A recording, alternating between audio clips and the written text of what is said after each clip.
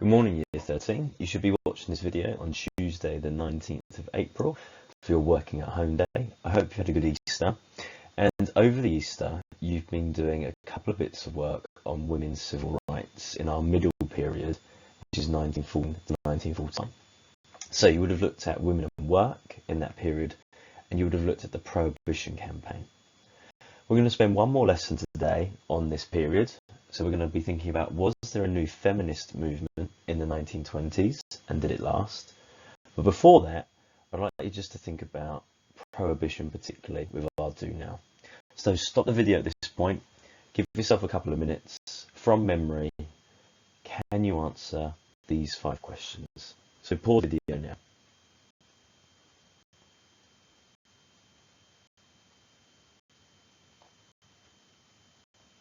Okay. Hopefully you've given yourself 2 minutes to have a think about these 5 questions. Here are the answers. Number 1, Frances Willard led the Women's Christian Temperance Union. So that's the WCTU, Women's Christian Temperance Union. For number 2, what is lobbying? Well, this is a tactic where organisations, pressure groups place political pressure on representatives to change the law. So here's our dictionary definition. This is where you place political pressure on representatives to change the law. And that's something that the WCTU would have done and other organisations. Number 3, what does WONPR stand for? You should have had the Women's Organisation for National Prohibition Reform. The Women's Organisation for National Prohibition Reform. And for number 4, who founded that organisation? You should have had Pauline Sabine. That's Pauline Sabine. Lastly, for number 5, you're asked to summarise 4 different amendments. The 14th, if you remember, guarantees equal rights, but it penalises states for the denial of rights for any male inhabitant. If you remember, you cannot deny anybody life, liberty or property without due process, which means a due legal process. The 15th Amendment is that voting rights could not be withheld on the grounds of race, colour or previous servitude. If you remember, that excludes women, and so women vote in the next presidential election in protest about that and are imprisoned. The 18th starts prohibition, so it makes it illegal to sell, manufacture, transport any alcoholic drink, and the 21st Amendment ends prohibition in 1933. Okay, let's move on.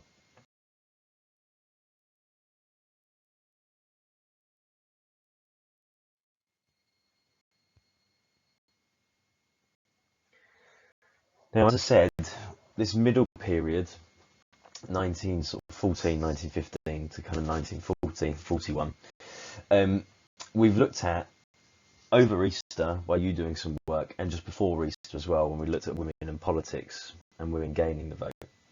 So we're going to do the last section now, women and society, with you doing work and prohibition at home. So, was there a new feminist movement in the 1920s and did it last? That's our question. Now, the first thing to say is that we must just give context to the 1920s. The 1920s is often referred to by its nickname, the Roaring Twenties. This is specifically for America at this time.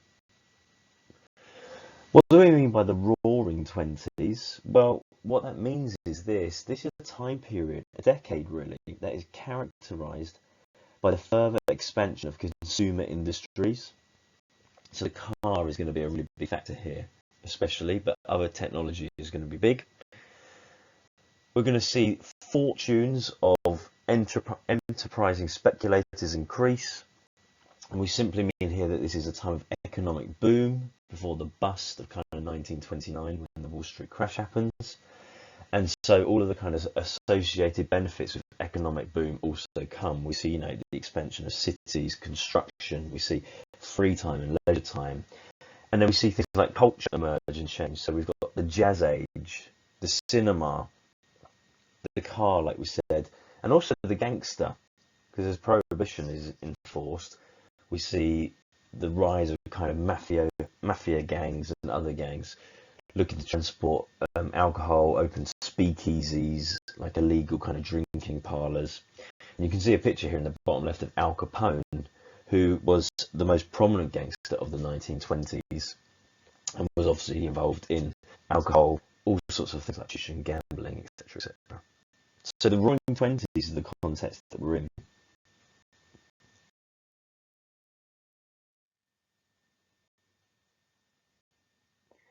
Now, for our course, we're interested in what that means in terms of women's rights. And attached to this team's assignment, you will also have a worksheet with a series of pictures on that you can see appearing on the screen.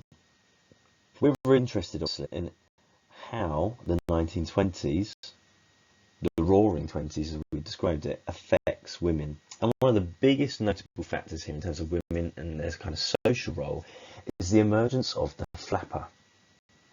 Your job is this. I'd like you to look at these images that you've got on your worksheet attached to this, whether you print it or you use a computer. And I want you just to quickly spider diagram, based on these pictures, what is a flapper? What do we mean by that term? How would you describe what a flapper is based on these pictures? Pause the video, give yourself a couple of minutes, and we'll talk about this term in just a moment.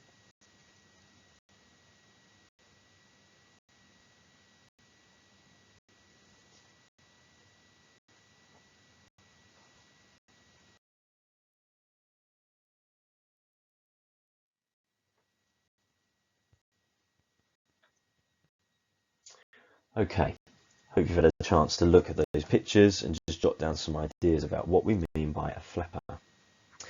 Now, let's just go into this in a bit more detail. Feel free to add this to your notes if you want. When we say flapper, or what was a flapper, let's just talk about the meaning of the word to begin with. Now, it kind of has two origins really as a name. In some circles, this comes from a description in northern England of a young girl, essentially. Who doesn't tie hair up, they may be wearing plaits, kind of flaps on the back of them when they run or move. Other times it's been used historically to describe a prostitute, essentially.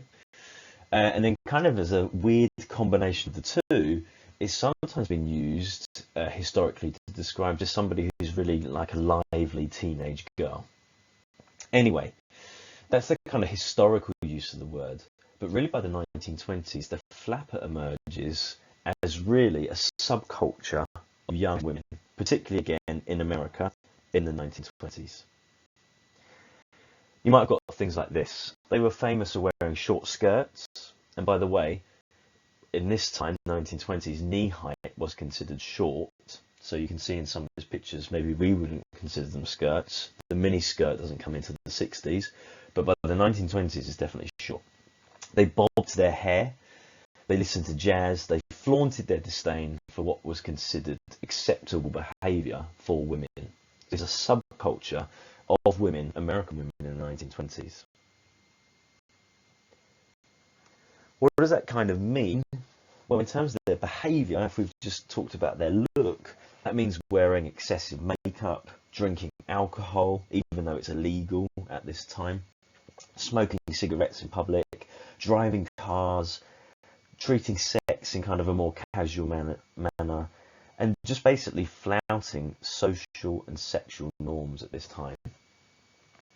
That's what we mean by flappers in terms of look and their behaviour. Therefore, flappers are kind of icons of the Roaring Twenties, and they're almost part of the American jazz culture export to Europe that happens at this time. So it kind of goes hand in hand, really. There's kind of this jazz music, there's these new dances that are emerging, and these new looks and behaviours for women as they kind of express their freedom.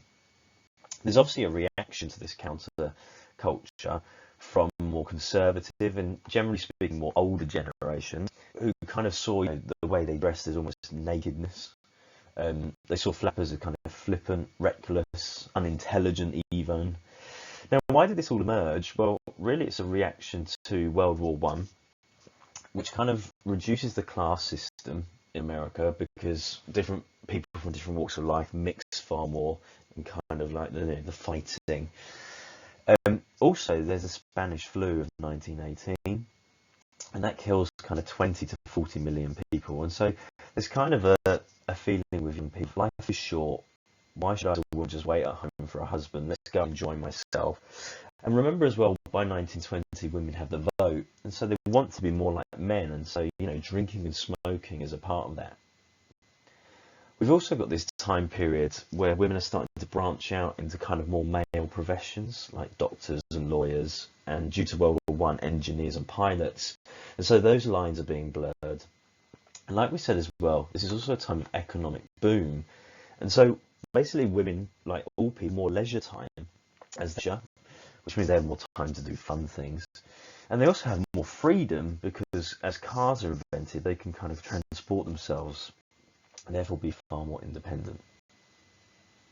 Now, that's one kind of insight into, therefore, kind of women's social role in this period, 1915 to 1940, specifically on the 1920s.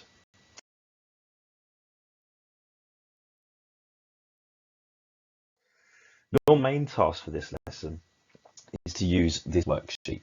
And I've kind of bullet pointed here, as you can see, 3 areas women's kind of life is changing or affected at this time.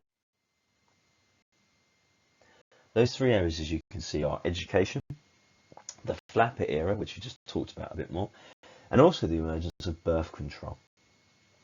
Here's what I want you to do. Very simple. Recently, you've looked at historical interpretation that has been either valid or not valid, and you've kind of challenged or sorted it. We looked at that particularly in the last kind of time period, and the Gilded Age particularly. What we now want you to do is this. I want you to construct your own view of the progress or the lack of progress and the extent of that of women's social cultural rights in the 1920s. I want you to write a conclusion again to an essay. And the question is, was there a new feminist movement in the 1920s? Did it last? And your job, therefore, is to write no more than 10 to 15 lines. But this 10 to 15 lines should include some clear conclusions and some statements from you. So I want you to speak and write confidently here. How much progress was there? How much lack of progress was there in this particular area? And I want you to state the evidence, but I don't want you just to list it. I want you to state your main line of thought here. What is influencing you the most, and why is this influencing you? What is convincing you that this conclusion is correct?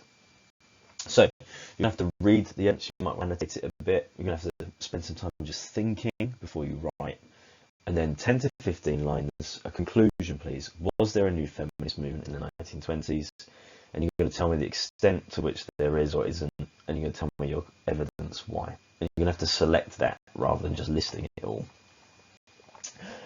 We see each other, obviously, I think tomorrow, so Wednesday the 20th, so have that ready, bring it to the lesson, and in that lesson we're going to move on to the next time period, the final, which will be kind of 1941 or so up to 1992.